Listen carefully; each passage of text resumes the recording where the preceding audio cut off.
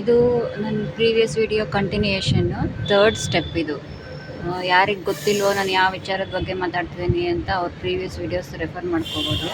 ಇದು ಇಲ್ಲೀಗಲ್ ರ್ಯಾಕೆಟ್ಸ್ ಬ್ಯಾಂಗ್ಳೂರಲ್ಲಿ ಏನು ನಡೀತದೆ ಅದ್ರ ಬಗ್ಗೆ, ಹೌ ದೇ ಟ್ರ್ಯಾಪ್ ಪೀಪಲ್ ಅಂತ. ಥರ್ಡ್ ಸ್ಟೆಪ್ ಏನಂದರೆ, ಫಸ್ಟ್ 2 ಸ್ಟೆಪ್ಸಲ್ಲೇ ಮೋಸ್ಟ್ ಆಫ್ ದ ಟೈಮ್ ಎಲ್ಲರೂ ಅದರಲ್ಲೇ ಬಲೆಗೆ ಬೀಳ್ತಾರೆ. They will fall into the trap. Or first ಸ್ಟೆಪ್ಪಲ್ಲಿ ಆರ್ ಸೆಕೆಂಡ್ ಸ್ಟೆಪ್ಪಲ್ಲಿ ಅದರಲ್ಲೂ ಅಷ್ಟರಲ್ಲೇ ಮೋಸ್ಟ್ ಆಫ್ ದ ಟೈಮ್ ಎಲ್ಲರೂ ಬಲೆಗೆ ಬಿದ್ದುಬಿಡ್ತಾರೆ. ಈಗ ಡೌಟ್ ಏನಂದರೆ ಜನಗಳಿಗೆ, ಏನಾಯಿತು ತಪ್ಪು, ಅದರಲ್ಲಿ ಏನಿದೆ, ಜಾಬ್ ಆಫರ್ ಮಾಡ್ತಿದ್ದಾರೆ ತಾನೇ, ನಮ್ಮ ಒಳ್ಳೇದಕ್ಕಲ್ವಾ ಅವ್ರು ಜಾಬ್ ಆಫರ್ ಮಾಡ್ತಾ ಇರೋದು ಅಂತ.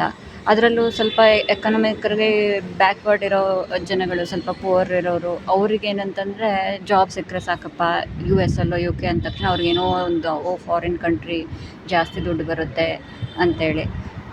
ಆದರೆ ಅವ್ರು ಎಲ್ಲಿಗೆ ಕಳಿಸ್ಕೊಡ್ತಾರೆ, ಅಲ್ಲಿ ಹೋದ್ಮೇಲೆ ಅವ್ರ ಪಾಸ್ಪೋರ್ಟ್ ಕಿತ್ಕೊಂಡು ಅವ್ರಿಗೆ ಯಾವ ರೀತಿ ಟ್ರೀಟ್ ಮಾಡ್ತಾರೆ ಅದು ಯಾವ ಐಡಿಯಾನೂ ಇರಲ್ಲ. ಬೇರೆ ಫಾರಿನ್ ಕಂಟ್ರಿಗೆ ಹೋದ್ಮೇಲೆ ಏನು ಕಂಡೀಷನ್ ಇರುತ್ತೆ, ಅಲ್ಲಿ ಎಷ್ಟು ಪೇ ಮಾಡ್ತಾರೆ, ಯಾವ ಥರ ಟ್ರೀಟ್ ಮಾಡ್ತಾರೆ, ಏನಾಗುತ್ತೆ ಅವ್ರ ಲೈಫಲ್ಲಿ, ಮುಂದೆ ಬದುಕ್ತಾರೋ ಸಾಯ್ತಾರೋ ಒಂದು ಗೊತ್ತಾಗಲ್ಲ. ಇದ್ರ ಬಗ್ಗೆ ಕೂಡ ಇಫ್ ಯು ವಾಂಟ್ ಯೂಟ್ಯೂಬಲ್ಲಿ ಬೇರೆ ವೀಡಿಯೋಸು ಇದ್ದಾವೆ ಇದೇ ವಿಚಾರವಾಗಿ.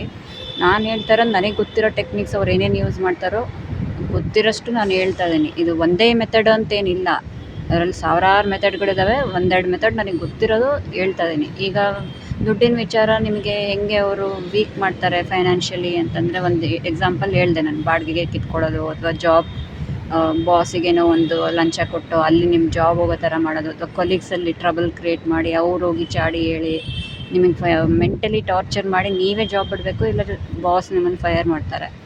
ಸೊ ಅಷ್ಟಕ್ಕೆ ಇವಾಗ ಜಾಬ್ ಇಲ್ಲ ಅಂದ ತಕ್ಷಣ, ದುಡ್ಡಿಲ್ಲ ಕೈಯಲ್ಲಿ ಅಂದ ತಕ್ಷಣ obviously you will become depressed.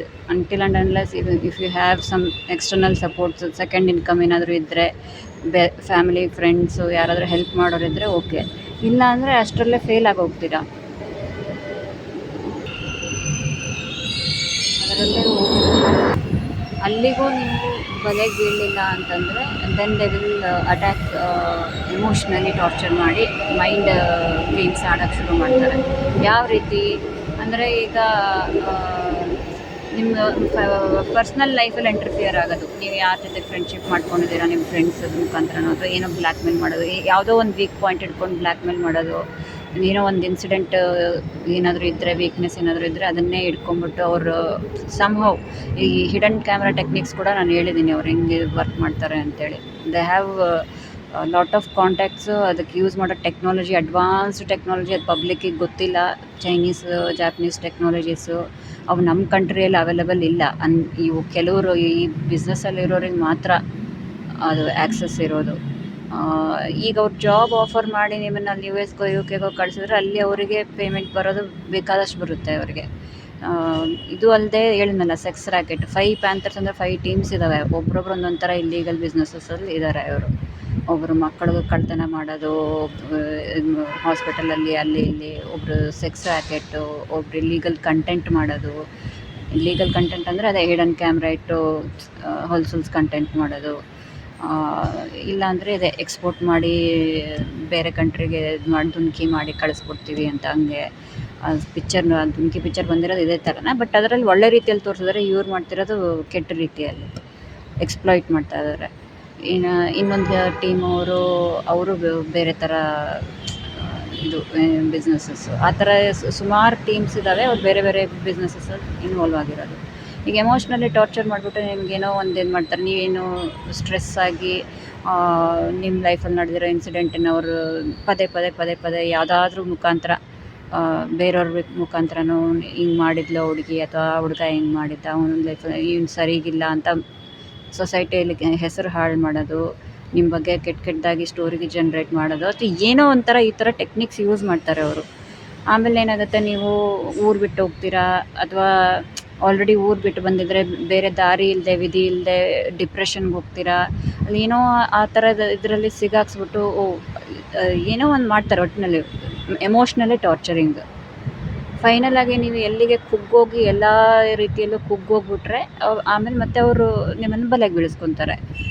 ಅಷ್ಟೊತ್ತಿಗಾಗಲೇ ನೀವು ಮೆತ್ತಗಾಗಿರ್ತೀರಿ, ಫೈನಾನ್ಷಿಯಲಿ ವೀಕು, ಎಮೋಷ್ನಲಿ ವೀಕು, ಎಲ್ಲ ರೀತಿಯಲ್ಲೂ ಜಾಬ್ ಕಳ್ಕೊಂಡಿರ್ತೀರ, ಹೆಲ್ಪ್ ಮಾಡೋರು ಯಾರೂ ಇರಲ್ಲ, ಫ್ಯಾಮಿಲಿ ಸಪೋರ್ಟ್ ಇರಲ್ಲ. ಆಲ್ರೆಡಿ ಫಸ್ಟ್ ಸ್ಟೆಪ್ಪಲ್ಲೇ ಐಸೋಲೇಟ್ ಮಾಡಿಬಿಟ್ಟಿರ್ತಾರೆ ನಿಮ್ಮನ್ನು ಅವರು. ಫಸ್ಟ್ ಸ್ಟೆಪ್, ಮೇನ್ ಸ್ಟೆಪ್ ಇರೋದೇ ಅಲ್ಲಿ ಐಸೋಲೇಷನ್ನು. ಮೇನ್ ಇದು ಏನಂದರೆ ನಿಮ್ಗೆ ಈ ಥರ ಸಿಚುವೇಶನ್ ಬಂದಾಗ ಯಾರು ಹೆಲ್ಪ್ ಮಾಡೋರು ಇರಬಾರ್ದು ಅನ್ನೋ ಉದ್ದೇಶ.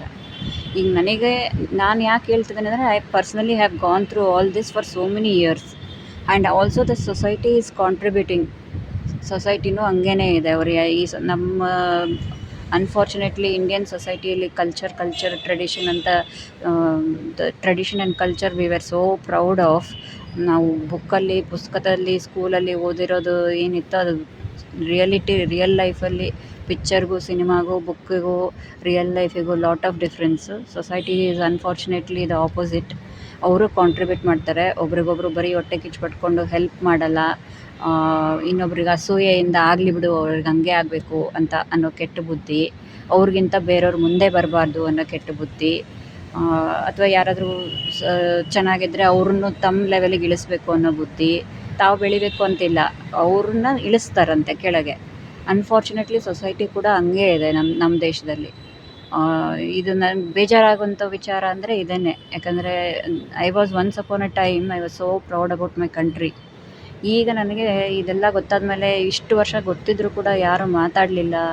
Nobody raise this topic. I don't know how many girls they have targeted. ಎಷ್ಟು ಜನಕ್ಕೆ ಬಲೆಗೆ ಬೀಳಿಸ್ಕೊಂಡಿದ್ದಾರೆ. ಈವನ್ ಮೆನ್ ಆಲ್ಸೋ ಜಾಬ್ ವಿಚಾರವಾಗಿ ಅವರು ಎಕ್ಸ್ಪೋರ್ಟ್ ಮಾಡೋ ವಿಷಯದಲ್ಲಿ ಗಂಡಸರನ್ನು ಅವರು ಬಳಕೆ ಮಾಡ್ಕೊತಾರೆ. ಮೋಸ ಮಾಡಿ ಜಾಬ್ ಕೊಡಿಸ್ತೀವಿ ಅಂತ, ಅದರಲ್ಲೂ ಮತ್ತೆ ನಿಮ್ಮ ಹತ್ರನೇ ದುಡ್ಡು ಕಿತ್ಕೊಂಡಿರ್ತಾರೆ. ಜಾಬ್ ಕೊಡಿಸ್ತೀವಿ, ನೀವು ಇಷ್ಟು ಪೇ ಮಾಡಬೇಕು, ಹಂಗೆ ಹಿಂಗೆ ಅಂತ ಅಲ್ಲಿನೂ ದುಡ್ಡು ಕಿತ್ಕೊಂಡು ಅಲ್ಲಿ ಕರ್ಕೊಂಡೋದ್ಮೇಲೂ ನಿಮಗೆ ಮೋಸನೇ ಮಾಡೋದು ಅವರು. ಇಲ್ಲವಾ, ಅದು ಇಲ್ಲ ಅಂದರೆ ಇಲ್ಲೇ ಬಾಂಡೆಡ್ ಲೇಬರು. ನಾನು ಈ 3 ಸ್ಟೆಪ್ಸಲ್ಲಿ ನೀವು ಫೇಲ್ ಆಗಿರ್ತೀರ ಆಲ್ರೆಡಿ.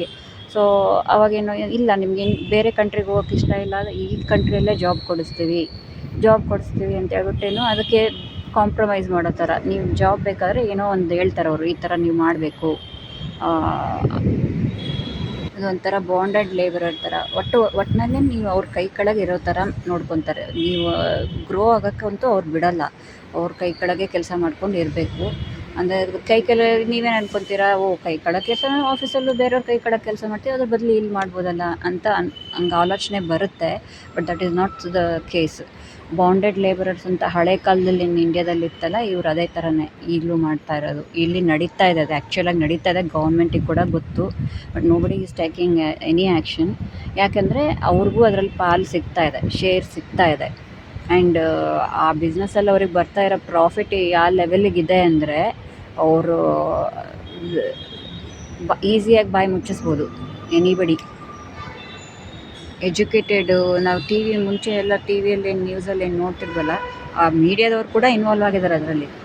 ಸುಮಾರು ಜನ ಫೇಮಸ್ ನ್ಯೂಸ್ ಚಾನೆಲ್ಸ್ ಎಲ್ಲ ಮೀಡಿಯಾದವ್ರು ಕೂಡ ಅದರಲ್ಲಿ ಇನ್ವಾಲ್ವ್ ಆಗಿದ್ದಾರೆ. ಸೊ ಇದು ಹೆಂಗಿದೆ ಅಂದರೆ ಒಂದು ಫುಲ್ ಸರ್ಕಲ್. ಎಲ್ಲ ಡಿಪಾರ್ಟ್ಮೆಂಟ್ಸ್ ಕೂಡ ಇನ್ವಾಲ್ವ್. ಹೆಲ್ತ್ ಕೇರು, ಎಜುಕೇಷನ್ನು, ಎಲ್ಲ ಡಿಪಾರ್ಟ್ಮೆಂಟವರು ಇನ್ವಾಲ್ವ್ ಆಗಿರೋದ್ರಿಂದ it is not easy to break. ಅದು ಹಂಗಾಗಿನೇ ಸೊಸೈಟಿ ಈಸ್ ಸ್ಕೇರ್ಡ್. ಅವ್ರೇನೋ ಗೊತ್ತಿಲ್ಲ ನನಗೆ. ಬಟ್ ಅಟ್ಲೀಸ್ಟ್ ನನ್ನ ಇದು ಏನಂತಂದರೆ, if you cannot talk openly, ಹೊರಗಡೆ ನೀವು ಮಾತಾಡೋಕ್ಕಾಗಿಲ್ಲ ಅಂದರೆ ಅಟ್ಲೀಸ್ಟ್ ನಿಮ್ಮವ್ರನ್ನ ನೀವು ಸೇವ್ ಮಾಡ್ಬೋದಲ್ಲ. ಫ್ರೆಂಡ್ಸ್ ಮಧ್ಯೆ ಅಥವಾ ಫ್ಯಾಮಿಲಿ ರಿಲೇಷನ್ಸು ಹೆಲ್ಪ್ ಮಾಡ್ಬೋದಿತ್ತು ಅವರು ನನಗೆ. ಅನ್ಫಾರ್ಚುನೇಟ್ಲಿ ನಮ್ಮ ರಿಲೇಷನ್ಸು ಬ್ಯಾಕ್ ಸ್ಟ್ಯಾಪ್ ಮಾಡಿದರು, ಫ್ರೆಂಡ್ಸ್ ಕೂಡ ಬ್ಯಾಕ್ ಸ್ಟ್ಯಾಪ್ ಮಾಡಿದರು. ಬಟ್ ಸ್ಟಿಲ್ ನಾನು ಇವಾಗೇನು ಯಾರಿಗೂ ಏನು ಬೆಗ್ ಮಾಡ್ತಾ ಇಲ್ಲ. ಈಗ ನಾನು ಒಬ್ಬಳೇ ಇದ್ದರೂ ಕೂಡ ನಾನು 30 ಇಯರ್ಸಿಂದ ಇದು ನಡೆದಿರೋದು. And I am still fighting alone. ಇದು ನಾನೇನು ಯಾರನ್ನೂ ಬೆಗ್ಗೂ ಮಾಡ್ತಾ ಇಲ್ಲ, ಎಲ್ಲೂ ಓಡು ಹೋಗ್ತಾ ಇಲ್ಲ. ನನಗೆ ವಿಚಾರ ಈಗ ರೀಸೆಂಟಾಗಿ ಗೊತ್ತಾಗಿರೋದು. ಮುಂಚೆ ಗೊತ್ತಿದ್ರೆ ಮುಂಚೆನೇ ನಾನು ಕತ್ತರಿಸಿ ಬಿಸಾಕ್ತಾಯಿದ್ದೆ ಇದನ್ನು. ನಾನಂತೂ ಇದರಲ್ಲಿ ಯಾವುದ್ರಲ್ಲೂ ಇನ್ವಾಲ್ವ್ ಆಗಿಲ್ಲ. ನಾನು ಯಾರಿಗೂ ಪ್ರೂವ್ ಮಾಡೋಕ್ಕೂ ಟ್ರೈ ಮಾಡ್ತಿಲ್ಲ. ಇನ್ ಫ್ಯೂಚರ್ ಬೇರೆಯವ್ರಿಗೆ ಇನ್ನೊಂದು ಇರೋ ಜನಗಳು ಸೇವ್ ಆಗಲಿ ಅನ್ನೋ ಕಾರಣ ಮಾತ್ರನೇ ಈ ವಿಡಿಯೋನೂ. ಅವರು ಇದ್ರಾಗ ಇನ್ನೊಂದು ಟೀಮ್ ಇದೆ, ಅವರು ಕಂಟೆಂಟ್ ಕಾಪಿ ಮಾಡ್ಕೊಳ್ಳೋರು. ಅಂದರೆ ಅವರು ಈಗ ನಾನೇನೋ ಈ ವಿಡಿಯೋ ಮಾಡಾಕಿದ್ರೆ ಇದನ್ನೇ ಎಕ್ಸಾಕ್ಟ್ ಅವರು ಸ್ವಲ್ಪ ಮೇಕಪ್ ಮೆತ್ಕೊಂಡು ಚೆಂದ ಡ್ರೆಸ್ ಮಾಡಿಕೊಂಡು ಪ್ರೆಸೆಂಟ್ ಮಾಡಿಕೊಂಡು, that I don't care. If they want to copy this, let them copy. I don't care about that. My intention is, ನನಗೇನೆಂದರೆ ಜನಗಳಿಗೆ, ಸೊಸೈಟಿಗೆ ಗೊತ್ತಾಗಬೇಕು. ನನಗೆ ಯಾರೂ ಹೆಲ್ಪ್ ಮಾಡಲಿಲ್ಲ, but I am trying to help others. At least ಮುಂದೆ ಫ್ಯೂಚರಲ್ಲಿ ಸೇವ್ ಆಗಲಿ ಅಂತ. ಥ್ಯಾಂಕ್ಫುಲಿ ಒಂದೇನೆಂದರೆ, ದೇವ್ರು ನನ್ನನ್ನು ಕಾಪಾಡಿರೋದು. ಇಷ್ಟೆಲ್ಲ ಆದರೂ ಕೂಡ, ಅವರು ಇಷ್ಟೆಲ್ಲ ನನ್ನನ್ನು ಎಕ್ಸ್ಪ್ಲಾಯ್ಟ್ ಮಾಡಿದರೂ ಕೂಡ, I lost everything in the sense money ಗಿನಿ ಎಲ್ಲ ಹೋದರೂ ಕೂಡ ಐ ಆಮ್ ಸ್ಟಿಲ್ ಫೈಟಿಂಗ್. ಇದು ಒಂದು ಎಂಡಿಗೆ ತೊಗೊಂಬಂದು ನಾನು ಮಾತ್ರನೇ ಇದು ನನ್ನ ಕೈಯಿಂದ ಮಾತ್ರನೇ ಸಾಧ್ಯ, ನಾನೇ ಮಾಡ್ತಿದ್ದೀನಿ. ಯಾಕಂದರೆ ಯಾರು ನೋ ಆ್ಯಕ್ಷನ್. ಅವರು ಬೇಸ್ ಕೇಳ್ತಾರಂತೆ, ಎಲ್ಲೋಗಿ ಕಂಪ್ಲೇಂಟ್ ಮಾಡ್ತೀರಾ ನೀವು, ಏನು ಮಾಡ್ತೀರಾ ಅಂತೇಳಿ.